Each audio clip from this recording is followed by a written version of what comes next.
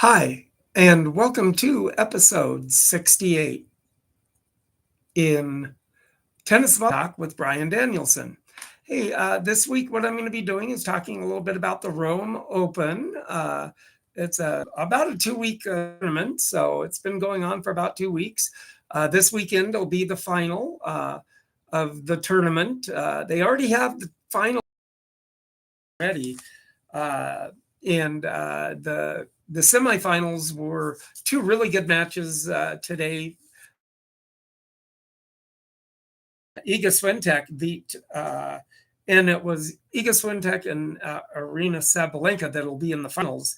But Iga went over Coco Gauff, and she won 6-4, 6-3. Just really started coming on and really taking the center court away from center court, and then being able to dictate the points a lot better. But then again, Coco Gauff, the hiccups with her serve and had a little bit too many double faults, and she had a lot of double faults in this tournament in the 2 weeks that she was almost 2 weeks that she was playing. The other semi was actually then Arina Sabalenka and Danielle Collins. And today, Danielle Collins just seemed a little bit more subdued. She didn't seem to have the fieriness that she usually has in playing her matches. And then Sabalenka actually was coming up with answers, whatever Danielle was throwing at her. And she ended up winning 7-5, 6-2. Like I said, so that's going to be a good final again. Who knows who might win, but give me a thought of who you might win in the women's final, and see what happens there. But odds-on favorite, you just can't clay, but Arena really is coming into her own. She's even gotten better in the Rome tournament. So that's going to be a toss-up because Madrid was such a close match last week with that. Now, in the men's side, there were the quarterfinals, and that found Tommy Paul winning over Herbie Hurkacz. And then 7-5, 3-6, 6-3. And he's really been on a very good run with the clay. He's really coming into his own, and he can pound the ball, really serve the ball hard too. And he just kept his cool, and he prevailed over Hurkacz, which is a very good player anyway, so consistent in his own right.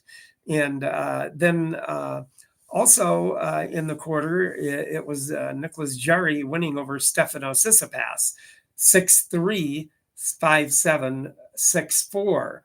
So with that, that then also with the other quarters, you're going to have actually two Chilean players playing in the semis, putting Alejandro Tabilo going against Alexander Zverev. And then Tommy Paul will be going against Nicholas Jarry, which either one of those, they could come up with a dream season. But my prediction, a possibility with this is going to be I think maybe Tommy Paul and Alexander Zverev will get into the final. Now, for my little here that I'm going to be giving you, the player that I'm thinking of, and maybe you can come up, I don't know, but he is a right-handed player. And 68 has a very significant number for him in tennis. So, yeah, if that kind of rings a bell for you, give a guess. If you get it right, I will do a shout out to the YouTubers. Then I'll have to look on the podcast venue there, and then see if any give another hint next week, and see if you kind of can get it, and maybe another. Yeah, I think that might kind of give you a little clue. The 68 is a big thing in his tennis career. So with with that too, I think really it's going to be a very good final between Iga Swiatek and Arina Sabalenka myself. And then, with that. But now, I just want to just make a say to you YouTubers, if you want to subscribe, like, and make a comment, would appreciate any comments if you like what I do. Now, you podcasters, like I always do the racket of the day, which I do like doing, kind of letting you know a little bit about the rackets that I have. And with that too, if you want to take a look at the racket, then feel free to take a look at the racket that I have, that I'm showing. And you can always go to my tennis on Tennis Volley Talk and take a look at the racket that I'm going to be showing here real soon with that. And for you podcasters, to like, subscribe, make a comment, what you like, and tell me what you might want to see me covering and stuff like that. And also, I do have a few phone calls coming out or going out to try to hold to some people. And that's still just a matter of trying to cultivate those calls to try to get who I need and want to interview with them. A little bit hard to stream to try to get them coordinated with an invite, and it's really it's not hard to try to do, but it's kind of hard to try to find the time to try to get that done, the invite, and have them set up and take the invite, and if they will, or just kind of a situation that way. Over the phone interviews and doing it that way, and always been fun. So you can at least kind of hear the excitement that I have with when I do an interview. And I've had some pretty good interviews in my 2 years of being having this format, Tennis Volley Talk. So like I said, you YouTubers, be sure and subscribe, like you, but let me know. I like to try to cover as much as I can with some of the tournaments, give you some little tidbits of facts or history of that nature. And like I said, with the history here, I do have the racket of the day that's coming up here. And actually what this is, it's a Davis racket, like I did cover last week with the Davis, but also this is actually what call a Victor Davis racket, meaning Victor actually used in the rackets, and then so they kind of put it together. So Victor, so they had a combination. The string used in the Davis rackets were Victor strings, so they kind of combined it with the V, calling it Victor, meaning the strings for the Oreo. And it's a kind of a grayish color, grayish, and then the green jet, and then it has the D for Davis, and then it has the symbol there of the Davis logo of the crest that Davis had. That's probably late 50s, very late 50s into the late 60s. This racket was actually around.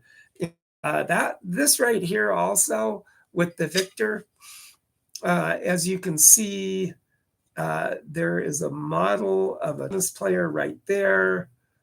If you can see that a little bit, that model actually that they used to pose with the backhand and coming through in the backhand like that. And so coming through in that, and the model that they used was actually Frank Shields, who played in Wimbledon back in the 40s, and that's Brooke Shields' grandfather. So hence there is the connection of Brooke Shields and Andre Agassi. And when they got married, the connection of that aspect too in everything.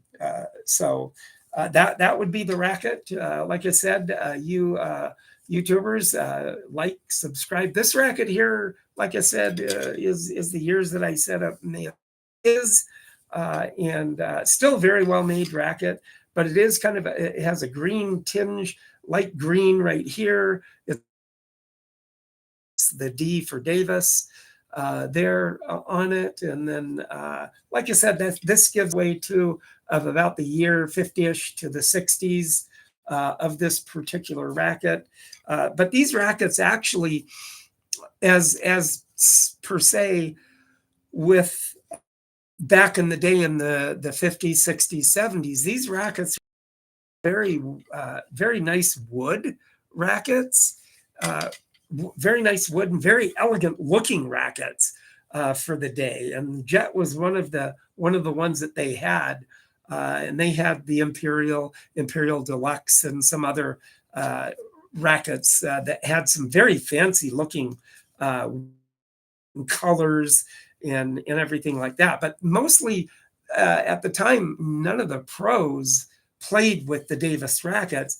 The Davis rackets were, in a sense, kind of for a lot of the club players back in the 60s, 50s, 60s, for the club players, because it was an elegant looking racket and fancy play. It's now the Imperial racket. I had the Imperial, very nice, shiny brown wood veneer racket. But of course, then the throat on that particular racket was very, very thin. Of course, even back then, I hit the ball hard, and I went through 2 rackets of whenever I went up for overheads and I'm hitting the racket, because it was such a thin throat, it vibrated on me. And then when I went up for an overhead to hit overheads, back in the day when I tried that, I was left holding the handle of the racket. The head of the racket was at the bottom of the net. So I actually got a hold of Davis, and actually they sent me 2 new rackets in the day, back in the 70s, just to give me new rackets, because the racket broke right in half, and I'm left holding the handle. So it was really amazing, surprising, and funny at the time. And I was playing at the with the white cement courts at the time. So that was always a fun thing to do. Also, with the guys that we played tennis with over. And like I said, the semifinals now are set then for. So all the way around, the 2 Chilean players really caught fire and caught a gear and have been really playing. And Jari is 6'7", and today he had an amazing between the legs lob winner over Tsitsipas. And that's pretty rare to do against Stefano Tsitsipas. So that was an amazing shot in itself. But both the Chilean players have very strong, hard ground strokes, and consistent too. So they're getting it together here really well with their play all the way around with that. So with that, I hope that that final or the semis will end up being just as good. And I hope they go all 3, both of them go 3 sets. And I do hope that the final with the women's between Iga Swiatek and then Rina Sabalenka, I hope that goes 3 sets also. But I'm pretty sure that is going to be a hard-hitting final between the women with that. So yeah, with that too, you YouTubers, like I said, be sure to like and subscribe and make a comment. And you podcasters, if you want to take a look at the racket that I showed, be sure and take a look at my tennis YouTube channel, Tennis Volley Talk. And then also with anybody, like I said, I had a hint of what player I'm talking about. So if you want to leave in comments of who you might think it is, and if you get it right, I'll give you a shout out on my next podcast next week. So everybody, I just hope that you do have a good week and playing. It's starting to get really nice out now. And So anybody that's getting out and playing outside, it's a whole different kind of a ball game because you have such space to run, and it kind of you got to kind of get used to the openness of playing outside now. So everybody have a good week, and I so appreciate you letting to uh, your space and letting me talk what I like talking about, and that's tennis week. And thank you for watching and listening. Thank you. Have a good week.